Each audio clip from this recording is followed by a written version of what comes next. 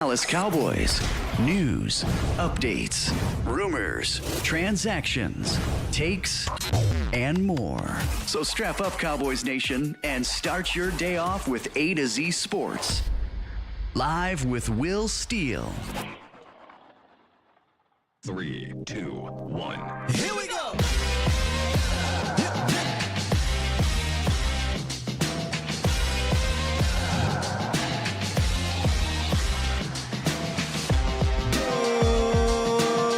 Good morning, good people. Welcome to A to Z Sports Live. We are streaming live on YouTube, and I am your host, Will.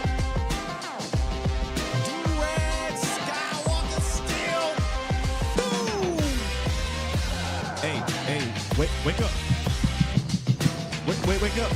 We got the hardest working man. Oh, shit. Hey, whoa. Voch Lombardi in the building. Oh. He a little bit sleepy, though. He's sleepy. Yo, sleepy. Whoa, Scott. What's up, man? Hey. What's happening, man? Say what's up to the Bomb Squad. Shouts out to the Blue Flame. And we back. Come on, man. I was telling you behind the scenes, I said, hey, dog. You might be the hardest working man on this Cowboys YouTube thing, man. You're live abroad us every day. You shouts out the Foots. The show was amazing, and you're right on in the morning. See, what you don't understand though, this morning-ish is no joke. See, and that's the problem, because y'all like my friends in real life, so I just can't say no to you. Foots can only work at midnight, and you can only work at 8 a.m. Ain't no in between with y'all. Oh, I didn't think about that. Ain't no in between with y'all boys, man. So it's late at night, early in the morning. Don't nobody want to work at 2. Hey, yo, that's kind of crazy. I didn't think about that.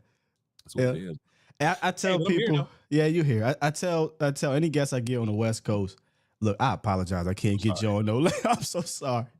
The one year, I think it was last year, actually, we had Broadus on here in the morning. I said, Broadus, just call in, bro.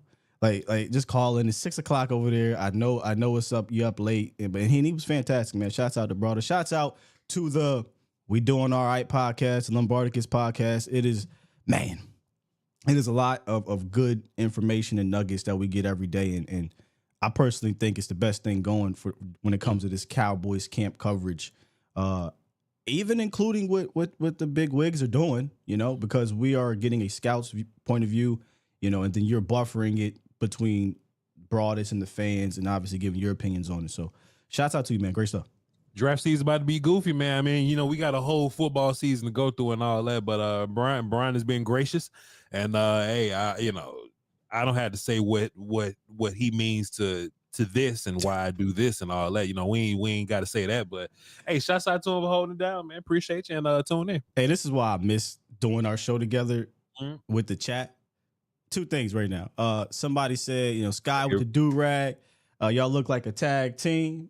Hulk Hogan, we coming for you. I like to view us as the Harlem Heat of this thing, right? And then shouts out to AG. He said, hey, y'all got to get Broadus a do-rag. If I get Broadus a do-rag in the chain, it's a wrap. Oh, bro. Whenever the whole Other Side project happens, I'm going to talk Broadus into a do-rag. Yeah. See, Broadus understand. I'm slowly acclimating him to, sound drops. And we go into character. Like is different things that we could do here that we don't do on the radio. Brian's about to open up. He about to be doing some wild shit. So yeah, do-rag Brian's on the way. Do-rag Brian. Oh, that's gonna be. And look, this is how we gotta do it, because he an old head. We gotta get him the dual color do-rag. The half and half, and like some ridiculous color too, like orange and blue, silky, and silk with the flap out. Oh man, we can't roll one day. Flap out do it. He got the Caesar going on. You see his cut? Yeah. In this $2 million studio with a 2-tone silk do rag. Why not? The ultimate opening episode. All right, man. Let's talk some Cowboys nuggets down at camp. We'll hit y'all with some updates. Look, it's hard to really talk about every single last thing without me or you being there and without grabbing every single tweet or whatever.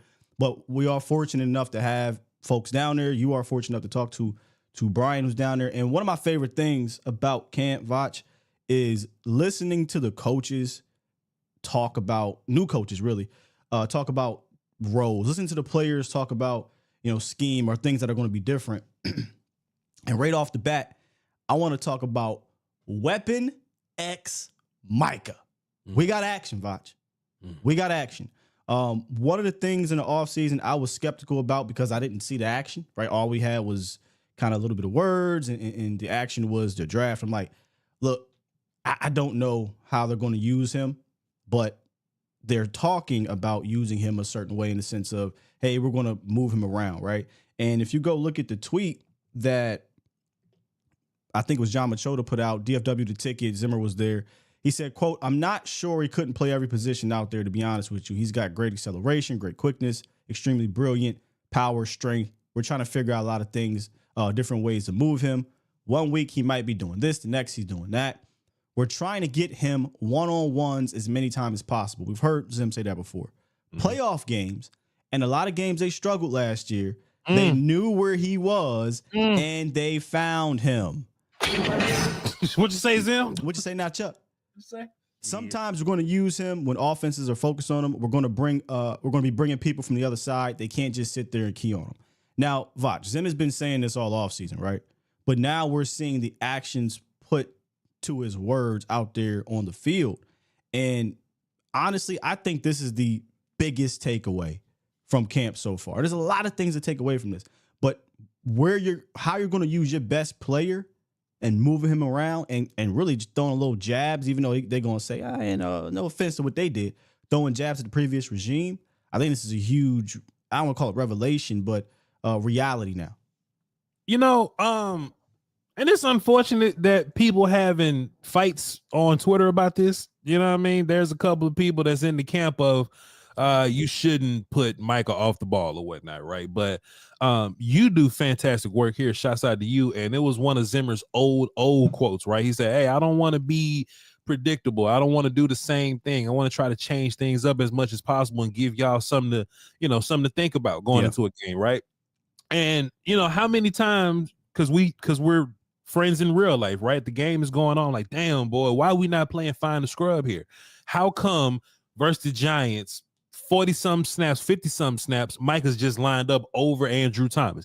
And he can whoop Andrew Thomas. And he did. Don't get me wrong, but he gonna beat the hell out of Jeffrey Kafelkovich over here, whoever this is, right? Clap at center. Clapping them. You know what I'm saying? The 49ers game, 4-point stance, Trent Williams, 1st and 10. Why? You know what I'm saying? Go beat up on McKivitz. Like that. That's what the best teams do. When we go play Myles Garrett, they're going to find Tyler Guyton. Why can't we do that? Why can't we do that? So when Zimmer says that, it's almost like we acknowledge the lie that Quinn was saying. Oh, we're gonna line them up everywhere. XYZ. You the right defensive end. Micah's the right defensive end. And when we did line him up over the center or the guard, he beating the hell out the center and the guard. Oh, let's go away from that. It's working. Yeah. Let's just go away from that and put him right back at right defensive end. So what Zimmer's saying is just common sense, and it makes sense.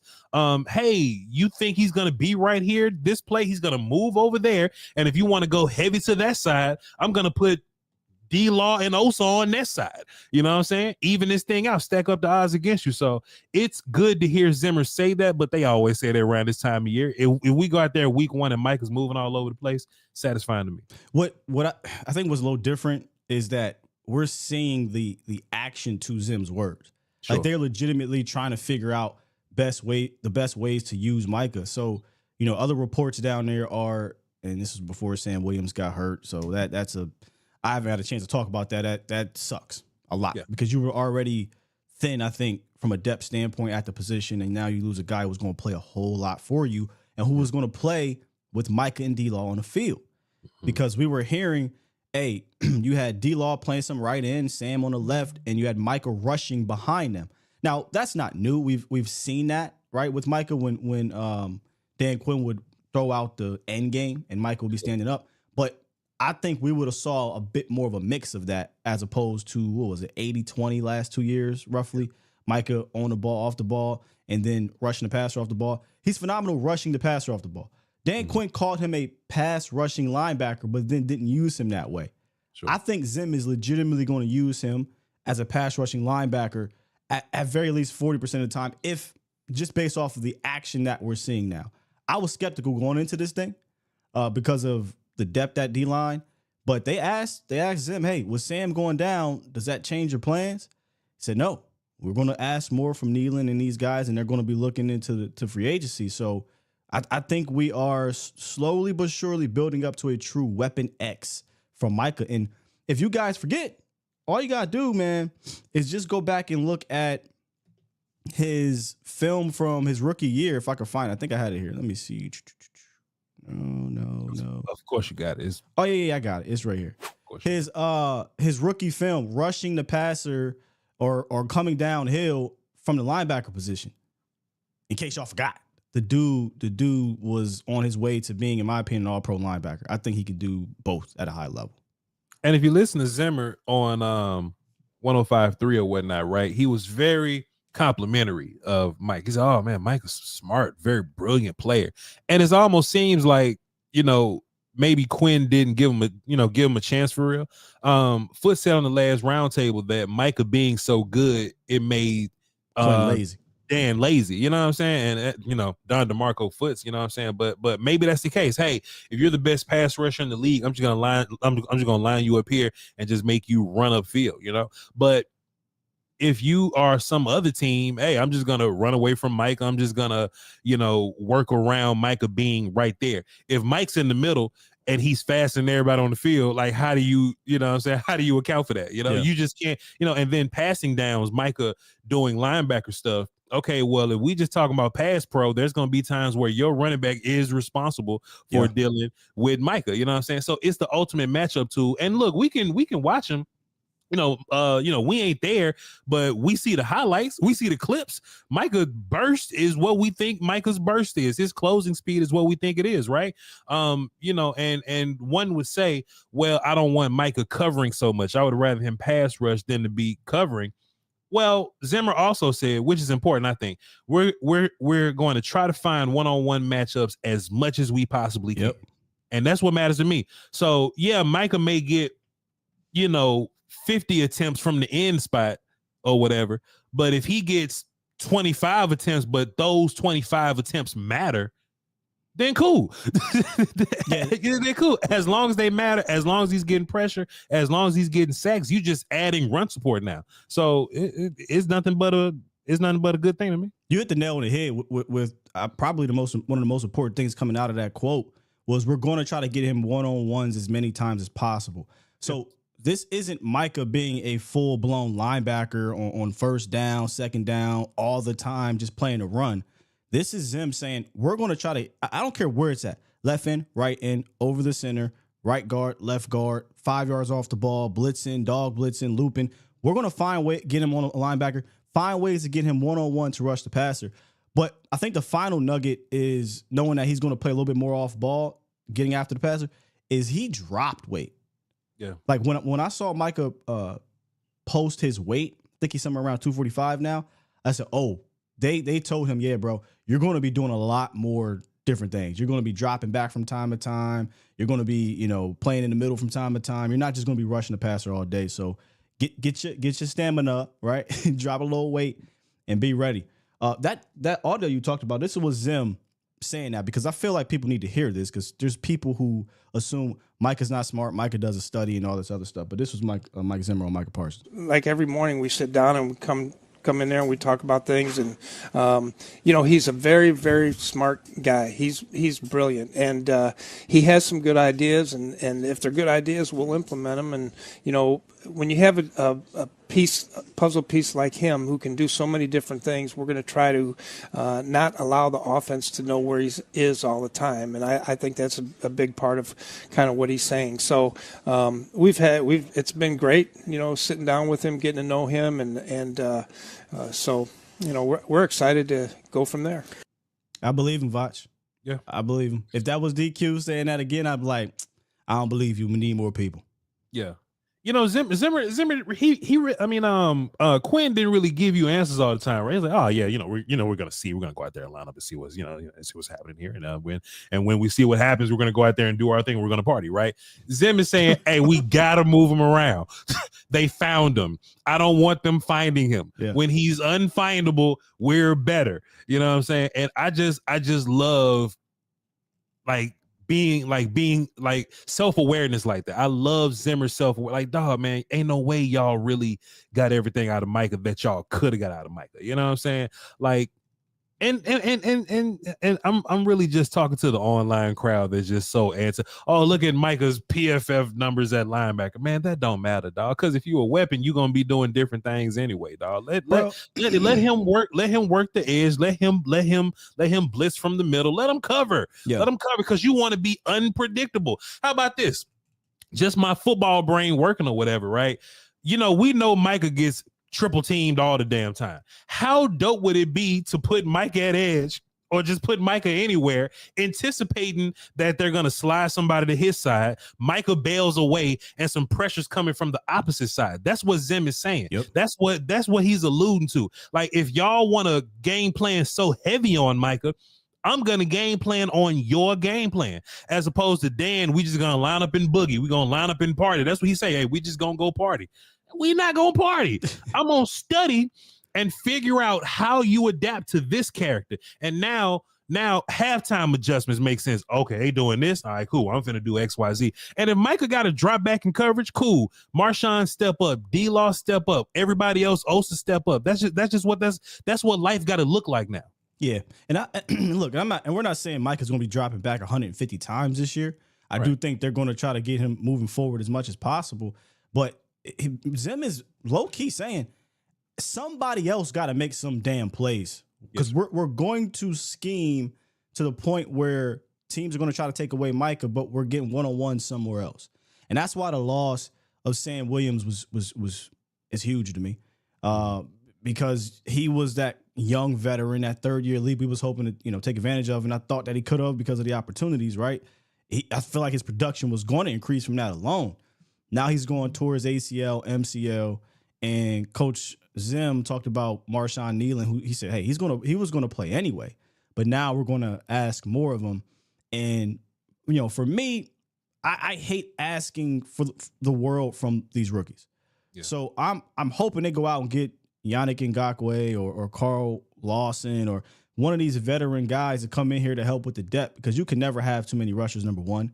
Number two, you never replace the depth you lost, in my opinion, the veteran depth you lost this offseason. So I don't know where you stand on that, Voch. I know you big draft guy and just, throw rookies out there, and that's fine. But I feel like for the long game, playoffs, wanting to reach where you want to go, I think they need to add more depth there. Yeah.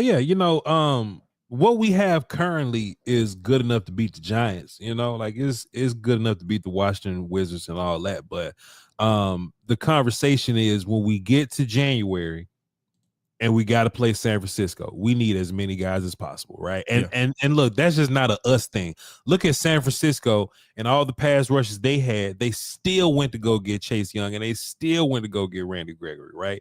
You should always be in the mindset of constantly adding. If you're the Eagles, all you've done is draft D tackles. Cool. We're going to get some more details, whether they're 40 years old or not. We're going to keep adding. And if you don't use them, Robert Quinn, you just don't use them. You know what I'm saying? Randy Gregg, you just don't use them. But you just don't want to. All right, we're going into a contender fight, a playoff team in the Browns and a playoff team versus the Ravens. Tyrus Wheat, go get them.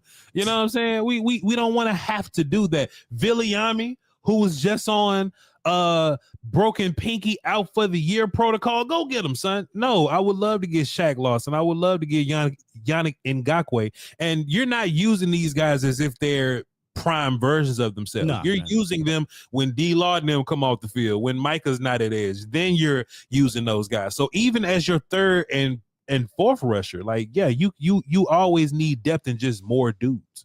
Yeah, somebody said, who are the Ds out there? Well, it's Kneeland. Next guy up, I think somebody was, hey, we're going to keep a close eye on Fehoko.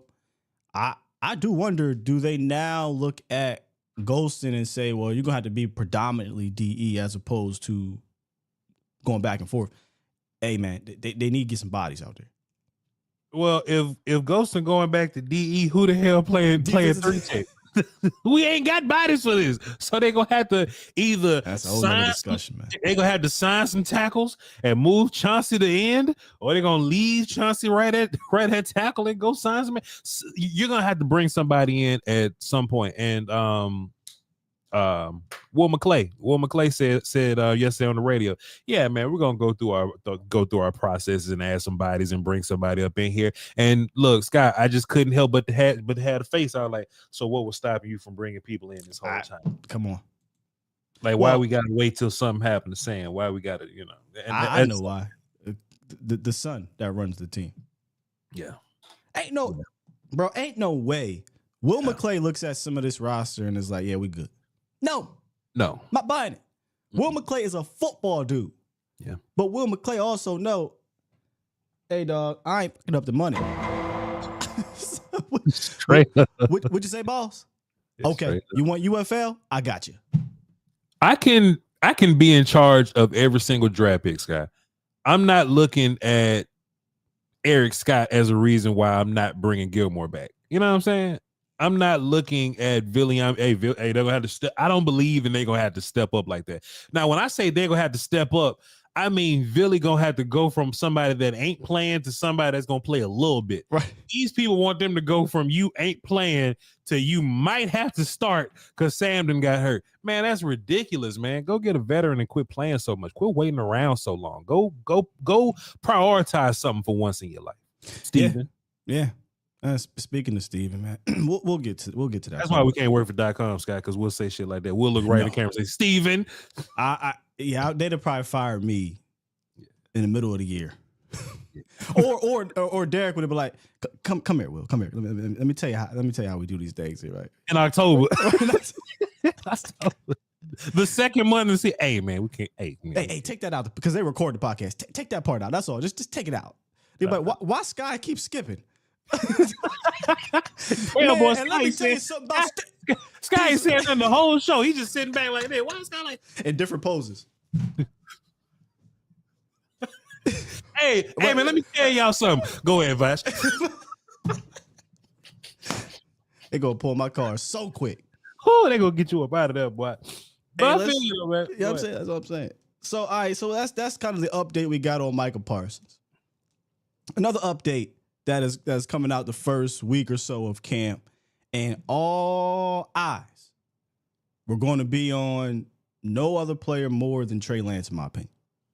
Right, and that's a lot of pressure for a guy who ain't never been here, who doesn't understand this. Remind you, when Trey got here in August, camp was done. Yeah. Right, he's practicing in front of nobody. He ain't playing. Everything's just so comfy, cozy. Went out there at Oxnard, you got the cameras on you, you got all the fans on you, and let's just be real, according to everybody down there. This isn't even an exaggeration, contrary to what people who hate Dak Prescott want to believe. It's struggle season right now for the young man, Voch. Just not the game is a bit fast, according to some down there for him. Afraid to throw it beyond a few yards. It's struggle season, bro. And I like to think he's going to get better. I truly do believe that just based off of the reps. But I'm thinking maybe not at camp. And this is what I mean. You said this. It's only going to get harder once they put the pads on and start really playing out here. Yeah. And the mental processing part of it, you have to make those mistakes at camp. So I feel like it's still going to look very skittish at camp. And in preseason is where Trey is going to have to stand out with his athleticism, running around, making throws on the run, maybe just flat out run plays. I don't know. We're going to get to a point where we're like, Trey Lance is killing it at camp. Voch got two questions. Voch says this. If Trey Lance was an undrafted free agent or his name was Brian Hoyer, do you think we're even having a conversation about Trey Lance every day? Oh no. Let's be real. We're having a conversation because they traded a 4th round pick. They haven't signed Dak Prescott, and half the damn fan base thinks he's the savior of this franchise. That's why we're having a conversation. An even better question. Voch says this. Last year, Will Grier was served his walking papers. Oh, don't do that, Voch. And the last game of preseason, Dak Prescott was calling the plays, right? Voch asked this to you and the chat. Chat, y'all can answer also. Do you think that Trey Lance is capable of having a Will Grier exit game? Because if not, I don't want nothing to do with him. You know what? Can Trey Lance go into a preseason game and what he did, like what, 303 touchdowns or something like that? Can he be better than Will Grier? Scott? I don't. So Will Grier did that in the very last game against Costco workers. Mm-hmm. You know what I'm saying? The blue Trey flame. gonna have to do it against Costco workers. Basically, look, Trey's throwing to against some Costco workers right now. We'll get into that. Can he have that type of electrifying game? He has not had that in the preseason in his career yet. Will Grier was like a real quarterback though. Multiple year starter at West Virginia, started some games in the National Football League. Sure. Processing wasn't his issue, right? Will was just very erratic. He ran around too, but he could throw the rock. Yeah. I would love to ask the question, if Will Grier last year in camp compared to Trey this year, how'd y'all thought, right? So I'm gonna say no from a throwing standpoint, but I think Trey could still electrify us with his playmaking ability with his feet. But right now, as we 7:30, based off what we're hearing, I don't see it from a throwing standpoint. I just remember once upon a time, Will Grier versus Cooper Rush was actually a conversation for real. Now there's no conversation whether it's Trey Lance or Cooper Rush. Everybody's saying, "Hey man, I don't think Trey Lance doing very much out there. I don't think Trey Lance is stepping up to the plate." I personally think Trey Lance running around so much because he's missing reads out there. Like he's running like he's missing reads, not like he's just out of time and just showing off his athleticism. But when he does run, he looks dumb athletic. He's an athlete. He's an athlete. He looks great. Time is gonna tell though. Time is gonna tell. We still got preseason to go through, and I don't think. Like these are some pretty good second team receivers for Trey to have to throw the ball to. So I think he's going to get every chance to kind of show out. But if he can't, I think he's your second quarterback regardless, because I think politics are going to, Will, if you got to, but I think, man, you know how we do, guy. You know how we do, man. You making all that money. 4th round pick, Jared gave it all up without asking somebody. Man, Trey Lance going to be backup quarterback up in here. I just think it is what it is, regardless of what we see from Rush or how whatever Trey Lance is. But I tell you what, Trey not touching foe. For everybody that's out there holding on for any last bit of help out here, Trey ain't touching foe at all. So Dak back there drinking water, shooting dice, playing dominoes at practice. Boy, he ain't worried about backup quarterback at all. His price is going up just because of that situation. This is Zach Martin all over again. Oh, you don't want to pay me? Fine. Throw them young men out there and look what's happening. So there's no way. Remember, everybody was like, once Trey get out there, he's going to show the Joneses. They don't need Dak. Yeah. That never, that to me was just never the case, because he's at camp. He can't show enough. Mm-hmm. Even in preseason, you can't base everything off of it. Trey's going to have to win the Joneses' hearts if something were to happen to Dak Prescott or Cooper Rush. At this point, the way it's playing out, they're carrying 3 quarterbacks. I think they always were. Sure. But it's going to be really interesting come week 1 who the designated emergency guy is. I'm saying. Hey, man, Dak haters get a new savior every year. You know what I'm saying? Yeah. And Dalton, and the new boy, when Rush went 5-1, boy, they just savior. No, get him up out of here. So I guess they just grasping for anything that they possibly can, man. But I'm not having it, bro. Trey hasn't, like, we see like 2 or 3 passes from Trey like per day, and I'd be like, "What the highlights at?" And they be like, "It ain't none." You know what I'm saying? It's just Trey running or Trey throwing the ball to Kalen Carson or whatever. So I'm out on Trey unless he just shows up and just totally proves me wrong in the actual games. If he's a gamer and a bad practice player, he got 3 opportunities to show me. Oh yeah, and the gaming aspect to me, unless he just wows us from a mental processing standpoint, is going to be with his athleticism. I think they're going to have to dial it up that way. And look, people ain't gonna like to hear this, but I think I'm starting to see why Kyle Shanahan was like, this just is not going to work out. Yeah. Because the number one thing you have to do, Voch, in Shanahan's system is you have to be really good pre and post snap. Like you have to be able to process the game after the snap a certain way. And from what I was hearing, and obviously the film, but from what I was hearing there, that wasn't happening. And obviously, right? Like Trey didn't play. He had 1 season in college, and they put that pressure on that young man immediately. So he had to win differently. Shanahan had to switch up the offense for him, and it didn't work out. I don't think it's a surprise why Brock Purdy came in there and was able to do it. Brock played many years at Iowa State. He can process the game. He may not have the best arm, but he can process the game post-snap better than anybody that's been in the Shanahan system. So that makes sense why they said, nah, that's our guy. I know he's a 3rd-round pick and he's Mr. Irrelevant, but that aspect of this scheme is so important. Yeah. Don't think for a second that doesn't matter in the West Coast either. Don't think for a second. So if he gets better there, then Trey will get better. If not, we'll be looking for a quarterback if Dak isn't signed, if you know what I mean. And there's just me being honest though, there is a part of me that says, hey man, what if he like Jordan Love and he got to be 28 to be good? You know what I'm saying? What if he just need a couple more years and and that's just how that's it works. what they're trying to say. He's Jordan Love. It's not close. But my whole thing, like Trey been sitting his whole life at this point. Like he sat behind Purdy and Donald, and he ended up here, and he sat behind. He didn't do anything all last year. He didn't do anything all last year, and this camp was supposed to be his look how much better I've gotten party, and he's not been able to show us. But I'm not gonna say a thing until preseason game 1. But Scott, if he come out there and stink it up, I'm gonna wake up early in the morning. Come on, your show, boy. Stop. Y'all like this show, King? Hey, look. The best case, what you should want is him to be ridiculous this preseason. I want him to be phenomenal. You want him to look crazy this preseason because I'm telling you right now, to me, I'm trying to get that 4th or 3rd or 2nd back from a quarterback needed team.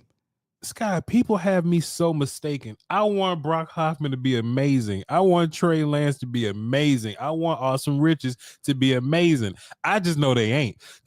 I just know they are not. I want Jalen Toe to be, but if they're amazing, then our team is better.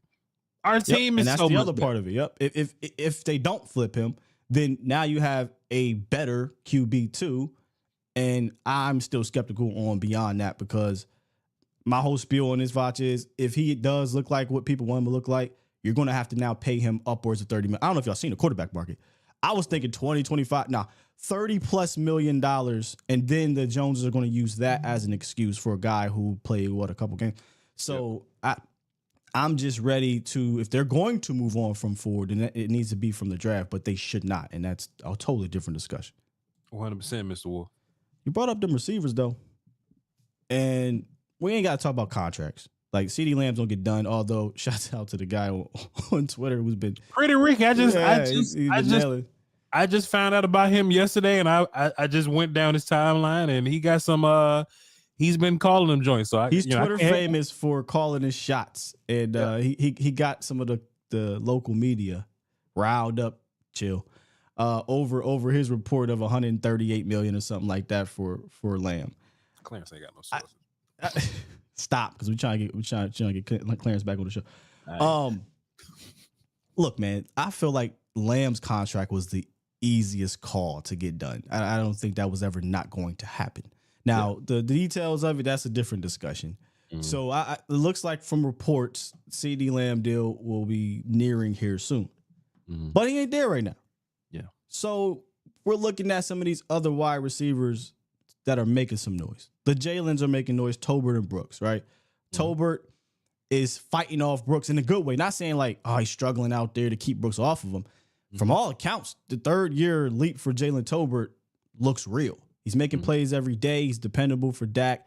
he's looking like a guy who's going to be reliable as a potential wide receiver 3 this year.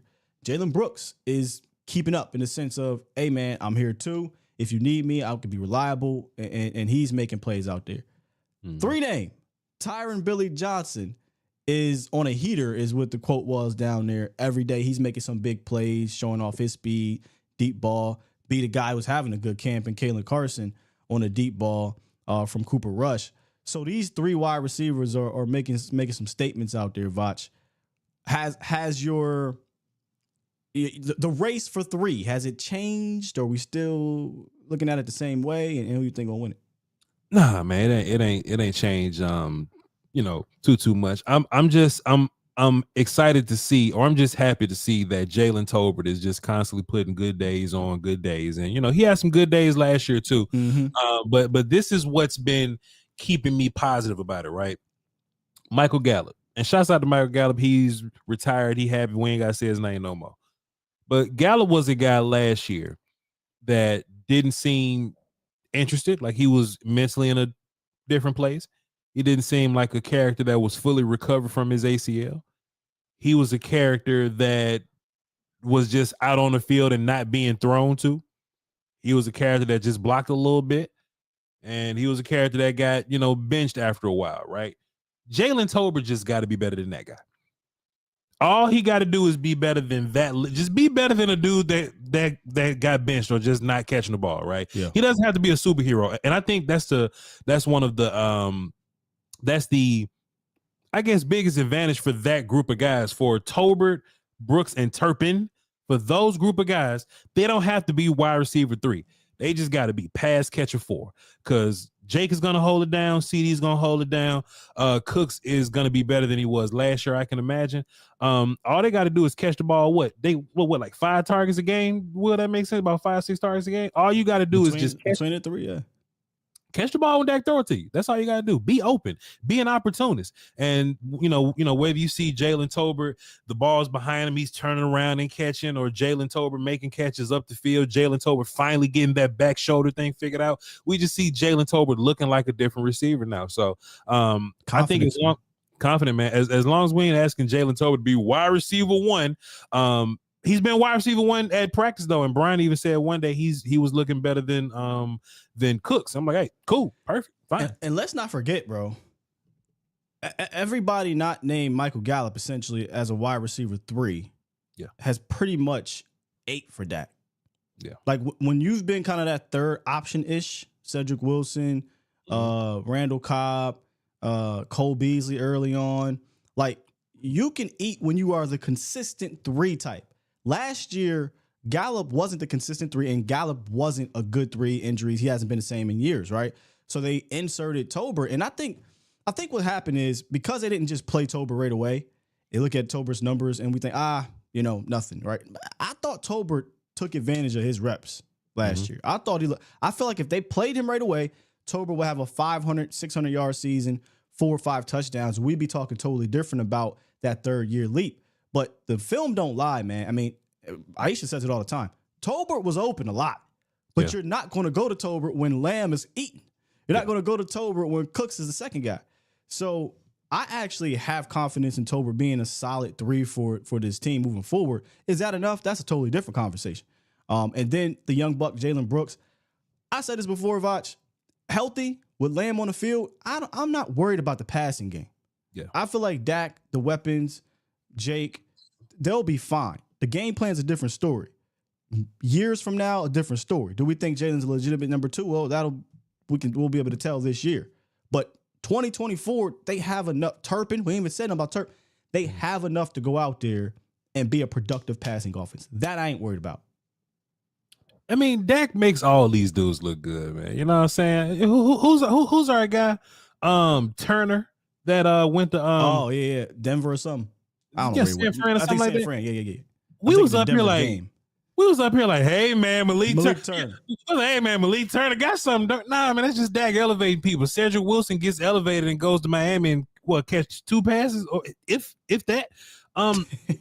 Dak is gonna elevate all these guys, man. And to your point, or to all our points, Dak being able to elevate these guys you can't be missing practice. So if you're a guy like Flournoy or something, like, man, you better get your whatever's wrong with like hamstring had a little, you know what I'm saying? You better get that straight, out right man. now, yeah. You better get that straight, man, because that gonna make Tyron Billy Johnson like a stud when it's time. You know what I'm saying? So I think what's gonna be big for all these guys, really, Scott, is last year we didn't do the team practices things or whatever, but like, hey man, the Rams is coming. You know what I'm saying? So I think we're gonna find out a lot about these guys. Okay, you can beat up on XYZ, but the dudes that's showing out in the Rams, you know, that Ram practice, the other, you know what I'm saying, all that, that's when because Dak ain't gonna play preseason games, but Dak is gonna play in those sim game types. You know what I'm saying? So if you can show up with Dak versus the ops, that's humongous. Your ass might want to be healthy when that comes around. That's a great point, and especially for a guy like Tyron Billy Johnson, who we brought him up at the last time we talked last week, did the 53-man roster prediction. We said, hey, they like him. You know, they liked him last year. They brought him into camp. He didn't make the team, but I think they kept him around on a practice squad. The season was over. They signed him back to a futures deal.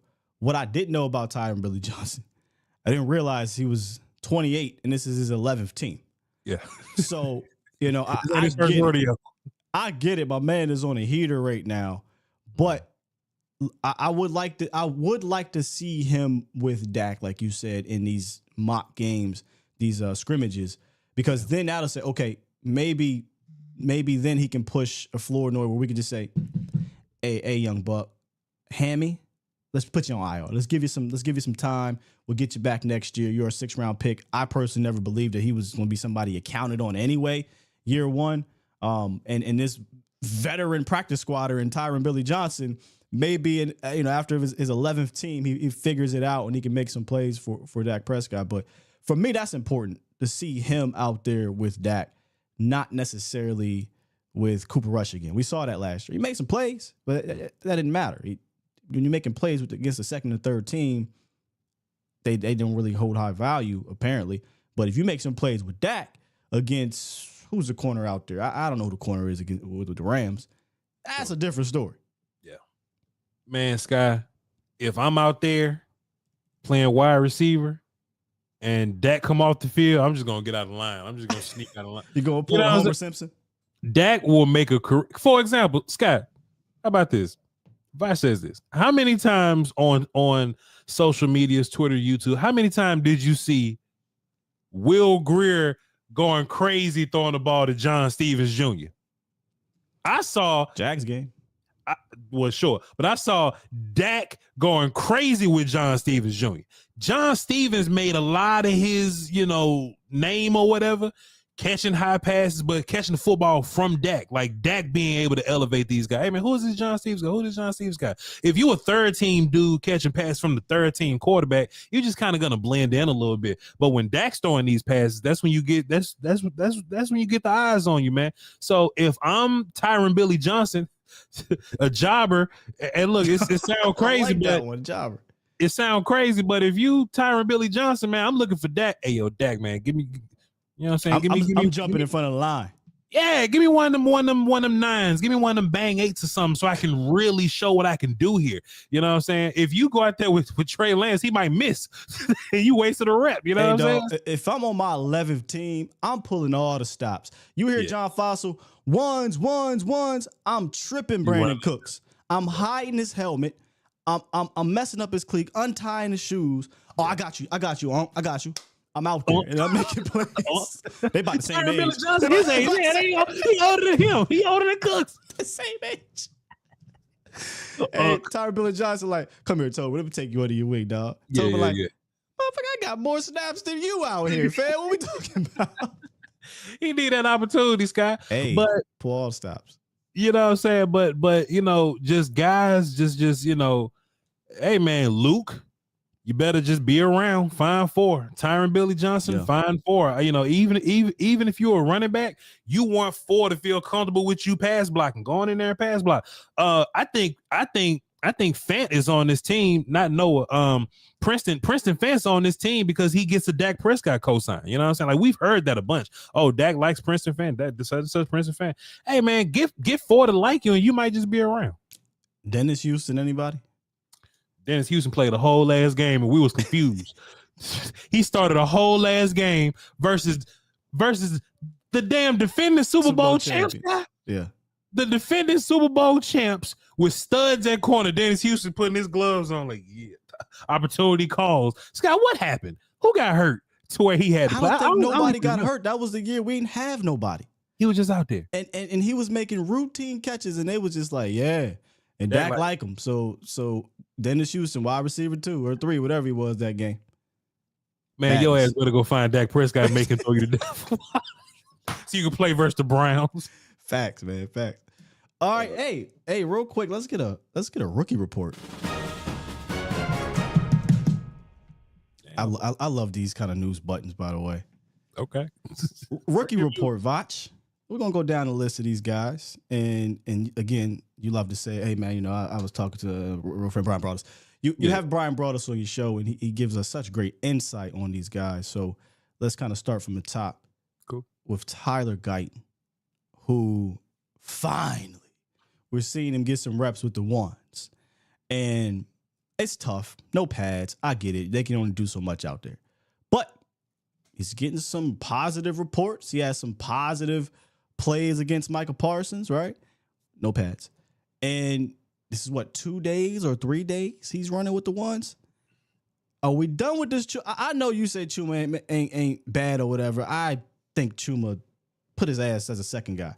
But are we finally going towards Tyler Guyton being the starter, and when we're done playing around with this foolishness? I do think it's time. So there's two sides of this guy. For one, if he's a first round pick, so he's gonna play. Yep.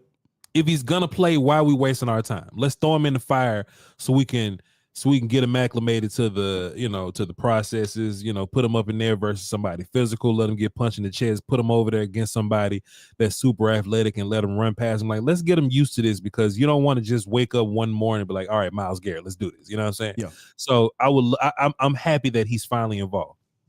Sky, I say this on my show all the time. I may have said this on your show, but I'll say it again because people like to miss shows. Players Club, Diamond's first night in the club, Myron sitting over there, and Myron had the money like this. I'm finding Duke Manyweather. If Tyler Guyton go out here and have another successful day versus DeMarcus Tank Lawrence and Micah Lion Parsons with pads on, and I'm going out there going, hey, man, Tyler Guyton had another successful day, and he looks nothing like the dude on film. Duke Manyweather, take my money. Please, sir. Please. Please, guys. What I want to hear, Voch, is because remember we talked about Tyler Smith coming out the hands, and he worked with Duke just like Guyton, and immediately reports were, or at least Dave was telling me on the show, hey, the hands thing looks cleaned up immediately. Yeah. If Tyler's hands are cleaned up, Duke a bad boy. Like you said, take the money. Take the money. Now he'll never be obviously a coach for the Cowboys, but I think this is an advantage. And a little nugget, I wish I would have pulled this up, Voch. This is kind of going a different route. I know we're talking about the rookies at camp. Yeah. I don't know if you got a chance to see or hear Rico Dowdle sit down. I did not. He talked about the offensive line. The only reason why this popped up was because he talked about the O-line. Yeah. And he said they've simplified things, and the keys are easier to read. It sounds like schematically, and that was the big thing for me, Voch. Schematically, the run game will be different. Yeah. Now, will it be creative? That's a different discussion. But it does sound like there's some schematic changes. And when I think about that, you know what pops in my head? Well, let me mute myself real quick.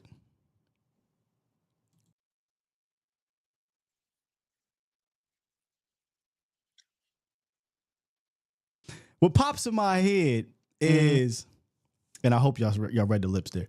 What pops in my head is that picture that Duke Manyweather had with Coach Solari, and how he was all cheery and happy with Coach Solari. But in all seriousness, I think there is a communication happening.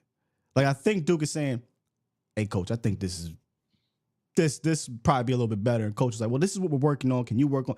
And there's this merge, and now we're getting on practice field. We're getting out to camp. Mm-hmm. And these things are merging together seamlessly, and maybe, just maybe, schematically we'll be better up front.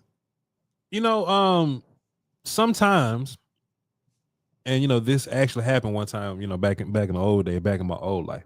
Sometimes when you run some concepts, you give your running backs freedoms to kind of read things and just find, just to find daylight. Yeah. And sometimes if your running back's not able to do that, you go, okay, well, look, on this play, this is what we're looking for. Look here and here. Instead of reading inside out, how about you just read right guard's right hip to center's left hip, and something's going to be in there. Okay. And that'll be how you make things simple. I don't know how to make things simpler for offensive linemen in terms of like scheme. Like that ain't registered to me.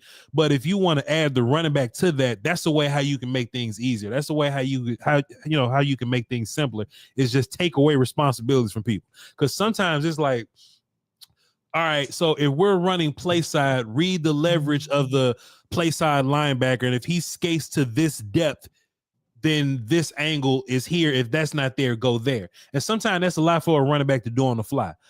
So maybe what they mean by made things simpler, cut things down. Maybe the offensive line's responsibility didn't change, but if we're talking about reading keys, maybe the running backs aren't reading defensive guys anymore. Hey, just find 73 and whoever playing was Brock Hop 67. Find those two numbers and look for a crease there. If that's not there, cutback got to be there. You know what I'm saying? So that may be what it is. Yeah, pads coming on are going to be the real test for offensive line. A little bit of linebackers too, right? Because they get to thud up a little bit. But O-line, D-line, when those pads come on, that's where Micah has made guys like Tyron Smith look silly from time to time. So, but that's needed. You need Micah and D-Law to push and challenge Tyler Guyton, and you want to see Tyler Guyton win some of those reps, because if he can win some reps against Micah, well damn it, he gonna beat who's Joe Schmo rushing opposite side of Brian Burns with the Giants?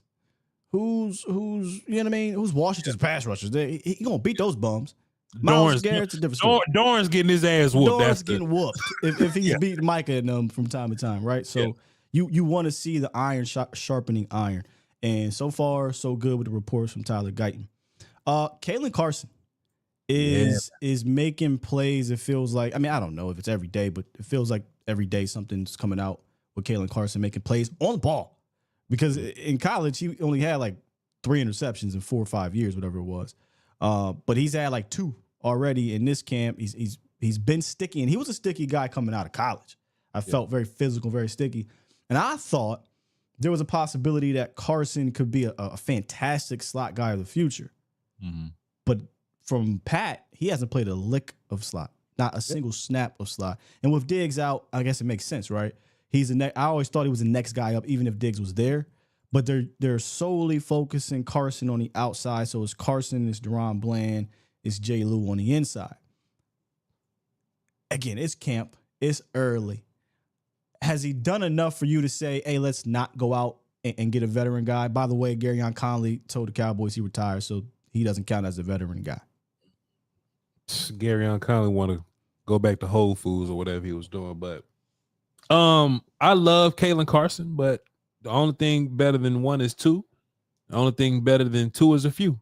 You know what I'm saying? So I love what Kalen Carson is doing, but I would still love to have Gilly up in here. I mean, that just makes sense to me.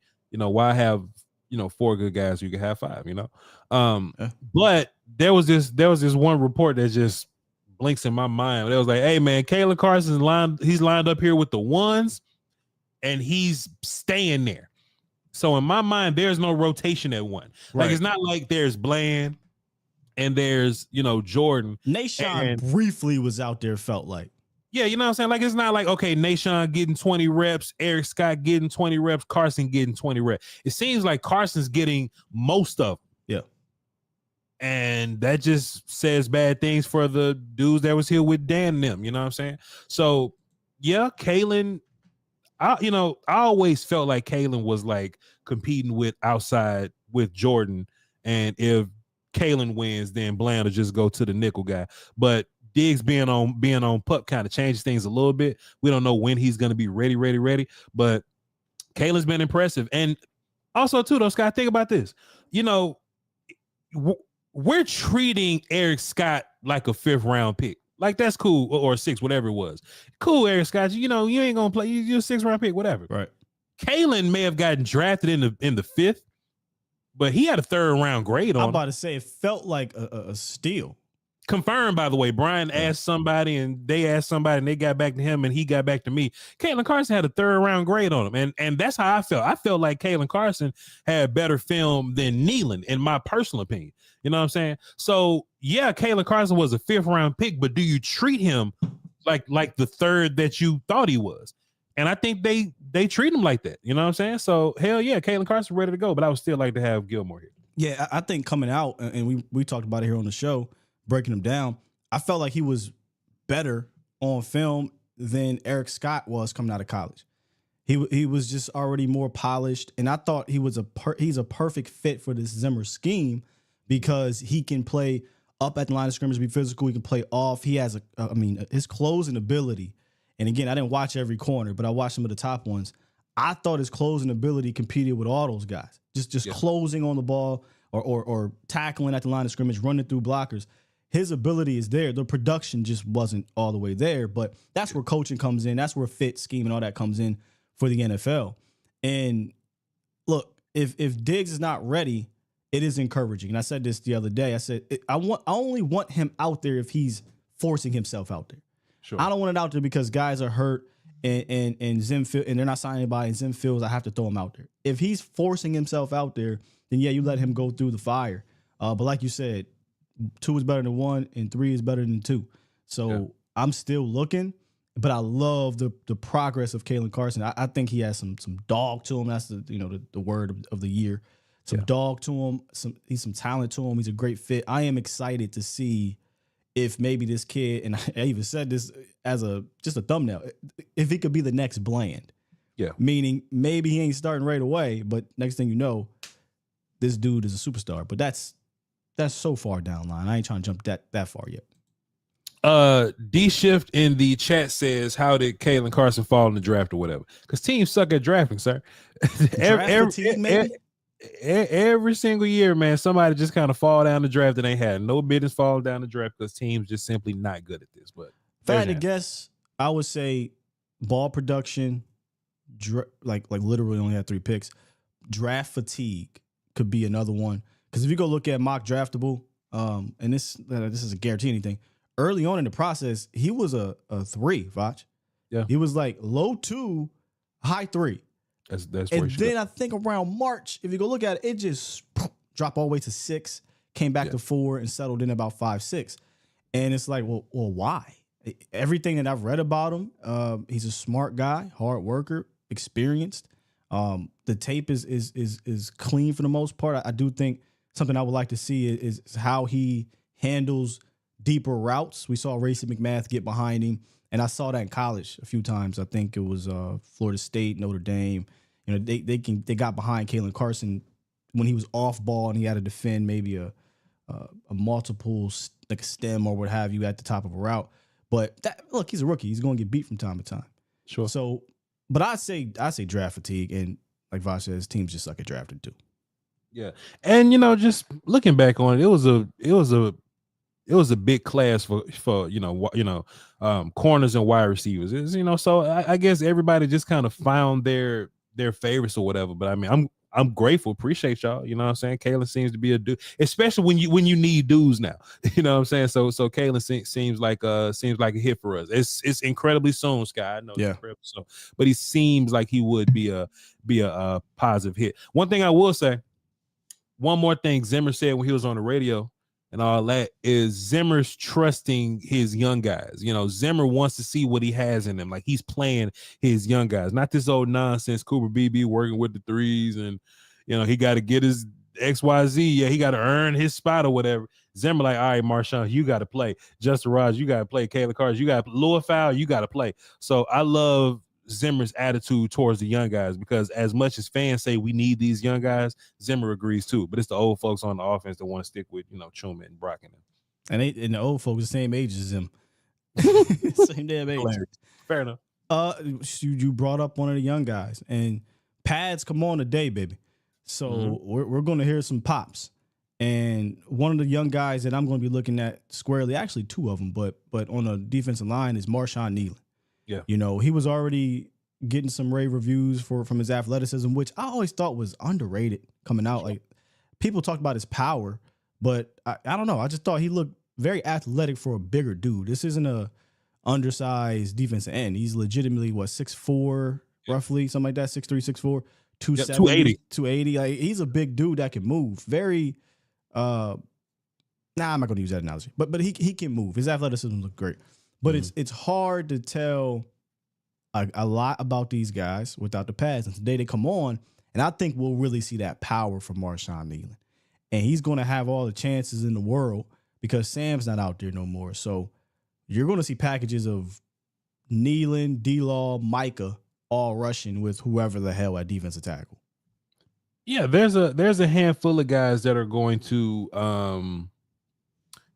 benefit from pads being on because their play style is just more physical than some of these other guys, right? Like Tyler Guyton, pads coming on for him, it might be worse for him, you know what I'm saying? Because he's not like a thumpy, put hands on you guy. He's you know not a what I'm thump saying? guy. I think Brock Hoffman benefits from not having pads on because he's a head-on head guy. Cooper Beebe wants to whoop people. Marshawn Nealon wants to whoop people. You know what I'm saying? So those guys being able to thump around a little bit, being able to hit and, you know what I'm saying, make a little noise there, I think is going to actually benefit them really well. Also Mozzie, you know, Mozzie, 310 Mozzie now. Okay, cool. All right, fine. 310 Mozzie. Let's see, you know, you may not be at the weight that we want, you know, some want Mozzie be 325, 330 at least. If Mozzie is at least strong, you know what I'm saying? Because it's hard to be a one-tech anchor with, you know, shirts and shorts on, right? But if Mozzie can really get up there, thump, and be strong at one tech, I think that's going to be great to see. But we talk about rookies. I think Marshawn Nealon is going to be super important for him because, I mean, his whole play style is like bowling ball. You know what I mean? So you have to slow down when you got the shirts and the shorts on. Offensive line can punch the hell out you, do what they want to do. But Marshawn really just wants to put his head down and thump. So I think putting pads on for him, we're going to get a lot of information on him today. Nealon is a guy, and Maris Leofau is the other guy. You know, brought up on your show. Shouts out to We're Doing All Right podcast. He said, yeah, when the pads come on, I'm looking for him to see him thump because that is what he does. Yep. And I don't know, maybe it was the glasses, maybe the actual film didn't go out a lot during the off season. Yeah. But he ain't no nice guy on the field. He's a maniac. There's this play against, I don't know who it was. It's in the package that I put together a while back. USC. Oh my! Right. He beats these dudes at the line of scrimmage, blockers. By the way, sometimes he's missing tackles at the LOS, but I think that gets cleaned up. And he's just destroying these guys when he's blitzing, and you try to pick him up. Micah, where I think he could beat you 17 different ways, run you over, whatever. Yeah. Leofau is just literally trying to embarrass you and run through you. Yeah. So I'm excited to see these backs. You know, Zeke, who's a big dude. I want to see Zeke and Leofau meet. Yeah. I want to see Royce Freeman and Leofau meet. I don't want to see Deuce Vaughn and Leofau meet. No. I want to see Rico Dow. You know what I'm saying? I want to see that. And Broad has said this on your show. He doesn't make the same mistake twice. Or not on your show. He said it on Twitter. Yeah. To me, that just screams, this guy's going to be your Mike. Not going to be this year, but he's going to be your Mike at some point. Yeah. You know, Kendricks is just going to transfer all that Mike Green energy to him. Yeah. You know what I'm saying? And Leofau's definitely gonna have his time. But hey, we're seeing defense line up with multiple linebackers a lot more than nickel and big nickel packages. We see real linebackers out there. I'm just ready to see Demo go out there and thump somebody. I'm ready to see Leofau go out there and thump somebody. I'm ready to see Eric Kendricks tell Clark where to run and then Clark run over there. You know what I'm saying? Like it's they're not going to be able to tackle to the ground or whatever, but what you will see is them, you know, you're not going to see them just touch. I got you. You're actually going to see an actual pop, you know what I'm saying? Put it, you know what I'm saying? So putting body on people. So I think if you look at the linebackers you got, they're all running around with their hair on fire guys. Like Demo's like that. Kendricks is like that. Leofau is like that. When Clark is not guessing, I hate that I got to sound like this about Clark, but when Clark's not guessing, he he's super athletic and he runs around really well. So Word I is think he looks comfortable, oppo of Kendrick so far, but because Kendrick's telling him what's coming. And then we get to see Micah go thump around in the run game also. So just seeing him run and be fast and catching people. That's what's going to be fun. Like, I want to see Turpin get like a jet sweep or something, and I want to see Micah chase him down just to see what that looks like. And then we can go back to Twitter and be like, all right, that's why y'all don't want Micah playing linebacker.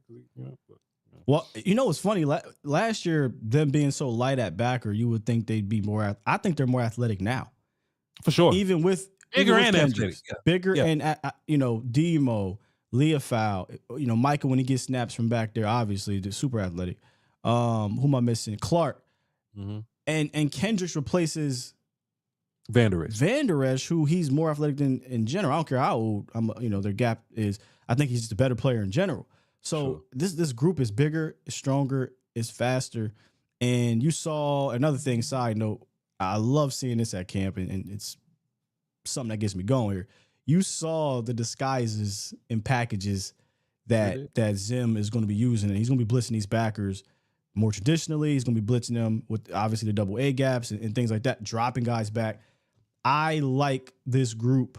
I like them better if they had defensive tackle help, Voch. But I like this group. I think they'll be able to handle the responsibilities that Zim gives them. Will they be able to navigate around not having help in front of them? I have confidence in not Cooks and Kendrick's doing it. Everybody else is kind of waiting to see. I mean, we're just so far removed from like Anthony Barr. You know what I'm saying? Like it wasn't that long ago, but this linebacker core is nothing like that linebacker core. At one point you feel like if we had players that were super IQ guys, you feel like we were lacking athleticism. And then you feel like if we had the dudes that were athletes, you just feel like they wasn't that smart. You know what I'm saying? So for Zimmer to come out, for Zimmer to come out publicly and say, hey man, Micah Parsons is not just an athlete, he's a smart player. For him to co-sign Leofau, for Overshown to get the co-sign, like this linebacker core is night and day, bro. It's night and day. And look, honestly, I think the D-line will be fine. It's just we just need one tech to not suck so bad. You know what I'm saying? So Mozzie and Justin, I'm not even gonna say Carl Lewis, Carl Davis. I don't want to say Carl Davis' name, but if one tech is simply serviceable, I think your linebackers will be just fine. Look, I don't think I ever got your thoughts on this because I'm so torn, and I hate being torn about this when it comes to Osa because Osa's my guy, man. Mm-hmm. But his responsibilities are about to change drastically, okay, under Mike Zimmer and with Jeff Scanina. He already came in as an undersized 3 tech that is asked to get upfield. Now, what he does have with him is a wrestling background, so leverage is not a problem. And we've seen him do well against double teams in college from time to time, right? Mm-hmm. And even in NFL. But he's 280 pounds. Yep. He's a 3 tech. Your backup 3 tech is 269 or 70 pounds, whatever Chauncey Golson is. I hate that I feel this way, but I am skeptical on how Osa can perform in this scheme, bro. Am I tripping? First of all, you're not tripping, but let me ask, how big was Bengals Atkins, Geno Atkins? How he big was your normal 3 tech? He was 300 plus, small 300 plus. plus. He was a normal 3 techie guy, strong guy. Yeah. Historically speaking, Zim gets big 300 plus. 300 is minimum. Yeah. Historically speaking, the smallest 3 tech he's ever had was something Johnson in Minnesota. Yeah. If you go look at his history, he's 320, 325, 330, 340. He likes big guys. Now the league has changed. Yeah. But again, they're going to be asking him to control blocks, take on doubles, just be in the way. I'm worried that down after down, he gets washed and tired. And this is a guy who gets tired, right? Who gets worn down, I should say, throughout the season. Yeah. We need help just to help him, in my opinion. We don't want him playing 70% of the snaps by the end of the season, dealing with blockers all day. Yeah, and, then there's not a whole bunch of, 3 tech help to, you know what I'm saying, like rotate him in and out or whatnot. So, yes, it's a fair point, but I just think Osa's really good. Right. I think Osa's good. Osa's strong. Osa's coachable. Brian was telling me he was down there when he was with Coach Skanina, and Osa was doing everything perfectly. Like he was taking in the coaching or whatnot. So I think Osa can play in any scheme. Like size varies or whatever, but if they needed Osa to be bigger, they would have made him bigger. You know what I'm saying? Like that's what the league does. Like they can make people big. They can make you whatever. But Yeah. I think he'll be fine. You know, it's Okay. more so about Chauncey and Carl and them for me. But Osa's like he may not be the perfect size, but he's actually good. Yeah. Micah may not be the perfect size for edge, but he's good. You know what I'm saying? So I think good can outweigh that. Plus, he's got incentive, right? Is he in a contract year, right? Go get his money. Try and get his money. Yep. Sure. Yeah. So that always helps too. Mm-hmm. Last rookie we're gonna talk about here, Cooper Beebe. So far, I haven't heard many first team reps for Cooper Beebe, right? Tyler Guyton has got all the first team reps. We know that Cooper Beebe is, doing shotgun snaps with Mom Dukes, trying to work on that. And we joked about this last time you were here. I said, hey, I've never snapped a football to my mom before. He doing too much. but he need to work on it. Because what did I say, Voch? I said, if Cooper Beebe can snap the rock, the rest you just deal with. Yep. Well, right now, we got to work on snapping the rock out of shotgun.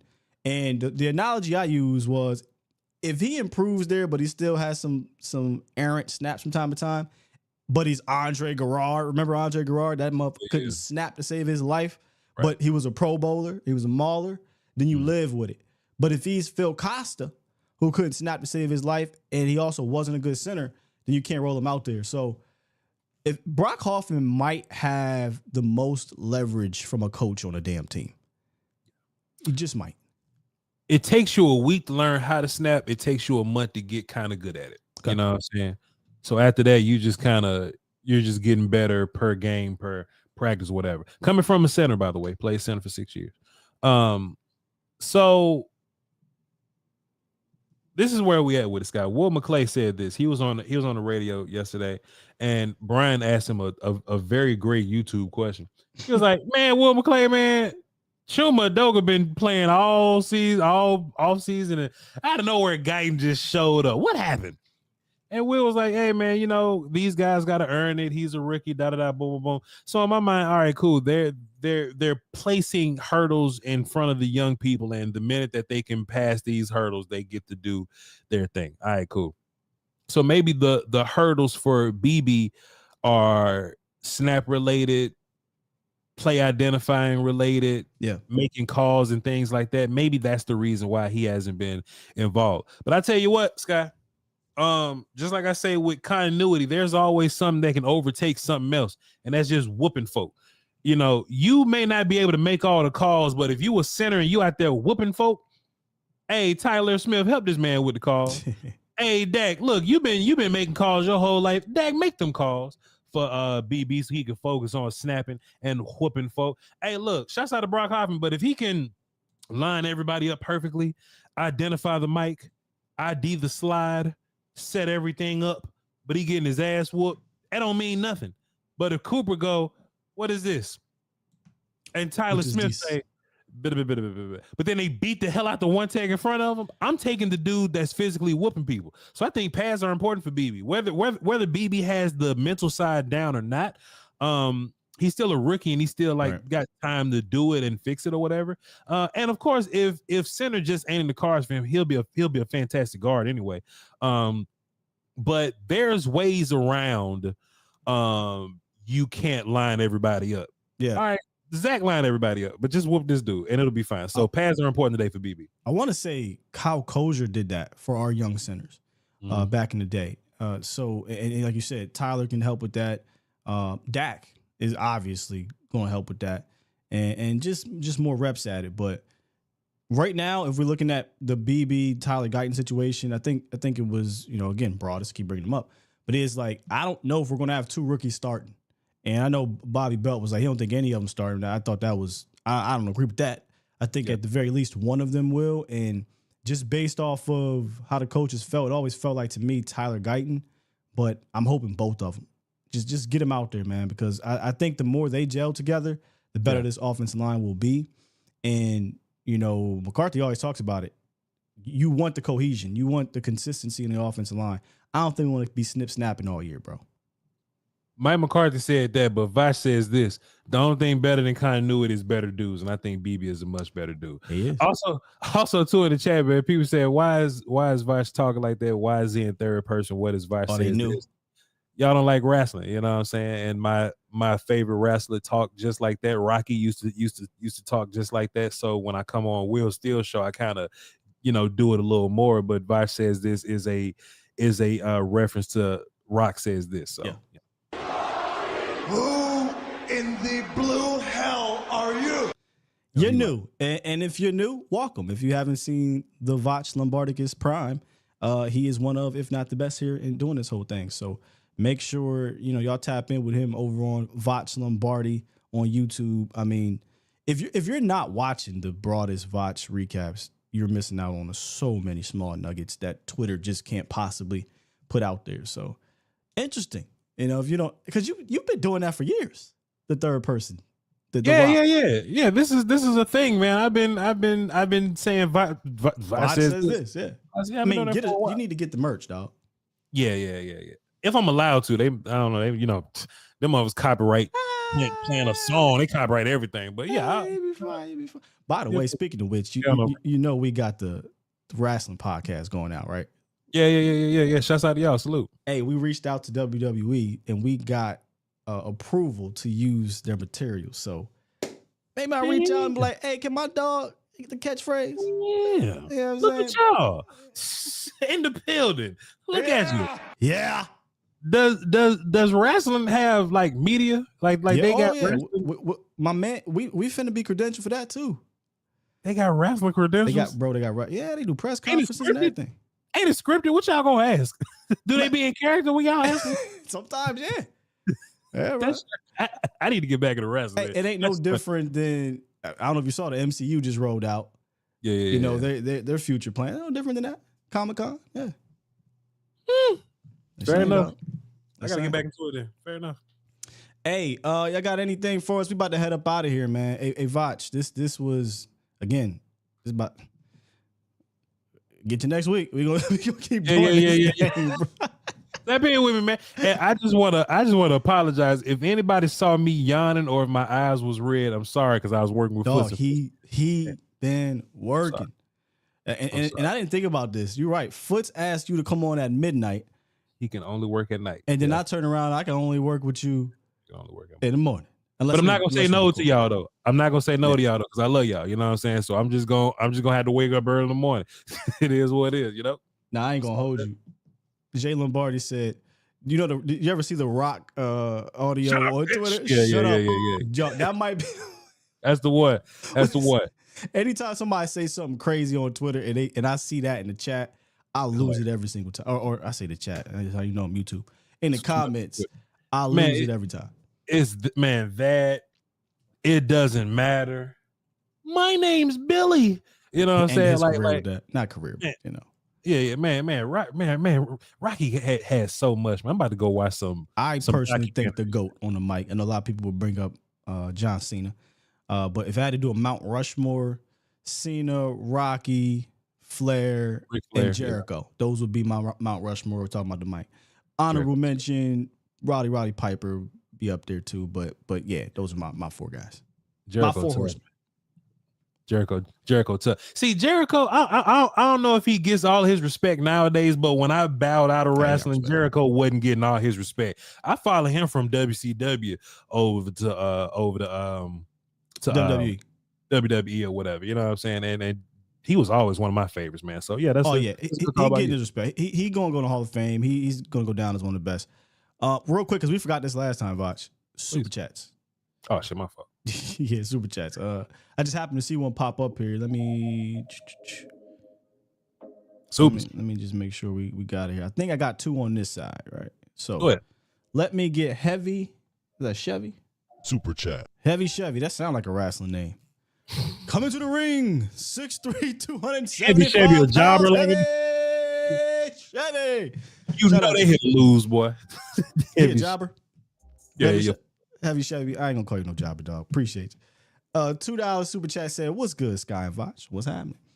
And then if we look, Voch, if me and you are the Harlem Heat, Yeah. Brother L's our manager. Yeah. He's our manager. He don't say much. He just in the back with it. He just do this. Shouts out to L, man. L been holding us down, Yeah, and L bro. been speaking things into existence over time, man. So shit. Man, he speaks some positive vibes to me all the time, man. Yeah. Man, why didn't it let me? Do I got? It's not really letting me read the whole damn thing. Let me see. It must be long. Here you go. He said he dropped 5. He said the hard work is coming to fruition. # Studio 24 era is arriving. Yo, that's crazy. Because we were hashtagging the studio. That's what I'm crazy. saying. Like I was saying, he's manifested this. Yeah, He definitely did. And then on my side, Finn Jeremias, he's definitely getting beat up by the Rock. He dropped 5 and says, 2005 draft class may be the worst I've seen from Dallas. What? Wait. Is this a troll job? Does he understand who was in the 2005? I think maybe 2009. Is that what you're talking about, bro? I done seen some horrific draft classes, dog, where ain't none of them end up being shit. 2005 might be one of the best draft classes the Cowboys ever had. Yeah. DeMarcus Ware, Yeah. Jay Ratliff, Marion Barber, Marcus Spears. Am I tripping? No. He's saying 2023 draft class may be the worst I've ever seen. So last year's class may be the worst I've ever seen. 2005, Voch. I thought I heard 2005. Okay. No, 23. My bad. Because I was about to say, dog. Yeah, 2023 is tough. 2005, incredible. Yeah, 2005, incredible. Yeah. Appreciate you, Finn. Sky was on your ass. I'm about to be, yeah. Bad. Good Any more? show. No. That's it. Okay, all right, there we go. Hey, appreciate y'all super chats, man. Let's let Voch get out here, get some rest, because I'm pretty sure with pads, you're gonna be right back up on this thing here in a few hours with Broadus. I'm going to the gym and I'm about to go by. So yeah, I'm not getting no rest till the night. It is what it is. It is what it is. I'm gonna go ahead and press this button though. Push the goddamn button. Push the goddamn button. Hard out. We ain't even gonna play around. Shouts out to the Blue Flame though. Appreciate y'all, man. Y'all the best. Till next time, man. Follow me on Twitter, man. People don't like. Love y'all. Love the true fans we have here. Y'all the best, man. We out here. Peace.